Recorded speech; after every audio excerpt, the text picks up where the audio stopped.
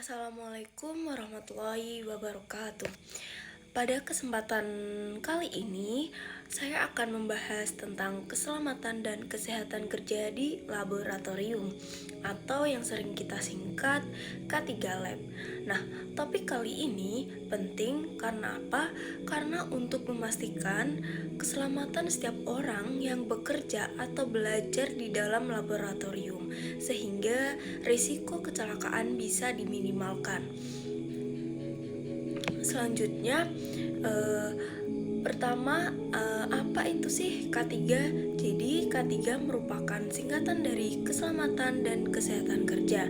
Nah, secara sederhana, K3 adalah upaya atau kegiatan yang dilakukan untuk melindungi tenaga kerja dari risiko cedera maupun penyakit akibat pekerjaan atau kalau kita ya praktikum.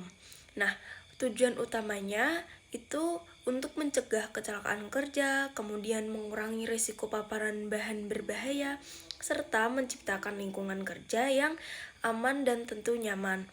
Nah, lalu mengapa laboratorium itu termasuk tempat yang berisiko tinggi?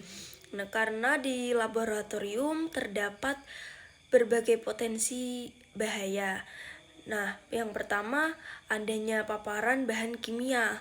Contohnya seperti zat toksik, korosif, kemudian bahan yang mudah menguap maupun reaktif.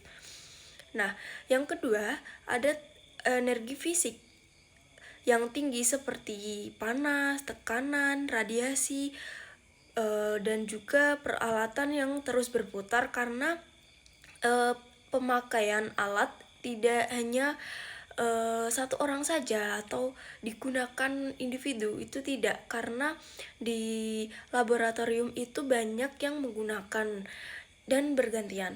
Yang ketiga, ada reaksi kimia yang tidak selalu stabil. Contohnya itu perubahan suhu, tekanan, atau yang bisa terjadi secara tiba-tiba tanpa bisa kita kontrol.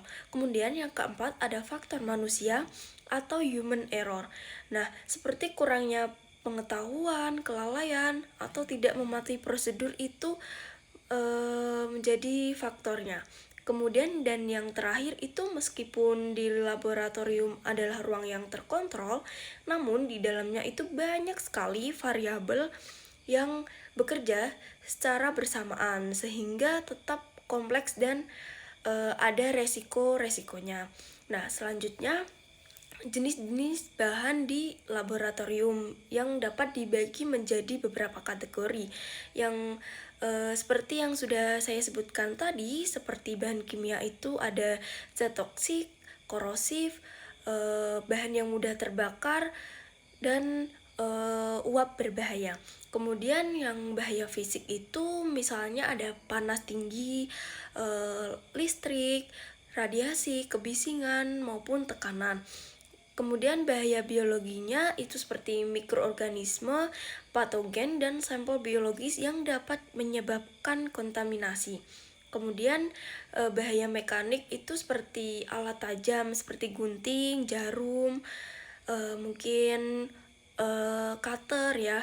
Kemudian ada pecahan kaca, mesin putar, atau peralatan berat.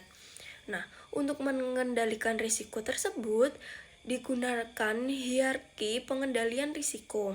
Yang paling efektif adalah eliminasi.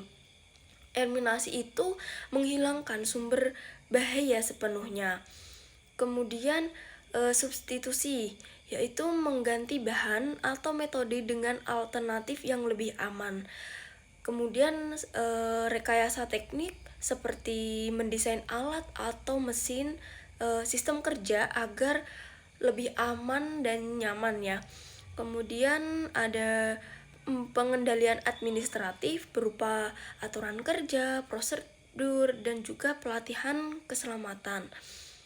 Kemudian yang terakhir ada penggunaan APD atau alat pelindung diri yang berfungsi untuk melindungi individu dari paparan bahaya yang masih tersisa. Nah, contoh perlengkapan K3 yang wajib kita gunakan di laboratorium antara lain itu ada jas laboratorium, sarung tangan, kacamata pelindung mata, ya, dan sepatu tertutup agar aman. Kemudian ada juga kita harus memahami simbol-simbol bahaya seperti korosif, kemudian barang yang mudah terbakar, toksik atau yang beracun, kemudian radioaktif, terus bahan yang mudah meledak, iritan, dan bahaya lingkungan. Nah, aturan umum yang harus dipatuhi di laboratorium itu misalnya tidak memakan atau meminum karena hal tersebut dapat mengganggu aktivitas ketika kita lagi praktikum. Nah, selalu memberi label pada bahan kimia ya. Jadi praktikum di lab itu tidak hanya kita sendiri, ada teman-teman, ada partner kerja, jadi harus memberi label yang jelas agar tidak terjadi kesalahan dan membaca instruksi sebelum memulai pekerjaan itu wajib. Nah, apabila terjadi insiden, ada beberapa tindakan yang harus dilakukan. Yang pertama, melapor kepada supervisor atau penanggung jawab yang jaga pada hari itu kita praktikum. Nah, kemudian yang kedua ada melakukan evakuasi jika tingkat bahaya itu tinggi. Yang ketiga, menggunakan alat pemadam kebakaran seperti APAR ya, apabila diperlukan dan sesuai prosedur yang ada. Nah, kesimpulannya dapat ditarik yaitu K3 merupakan elemen yang sangat penting dalam lingkup laboratorium. Nah, penerapan K3 yang baik tidak hanya untuk melindungi individu dari kecelakaan dan penyakit akibat kerja, tetapi juga meningkatkan produktivitas dan menciptakan lingkungan kerja yang lebih aman dan profesional. Nah, demikian yang dapat saya sampaikan. Terima kasih atas perhatiannya. Kurang lebihnya saya mohon maaf. Wassalamualaikum warahmatullahi wabarakatuh.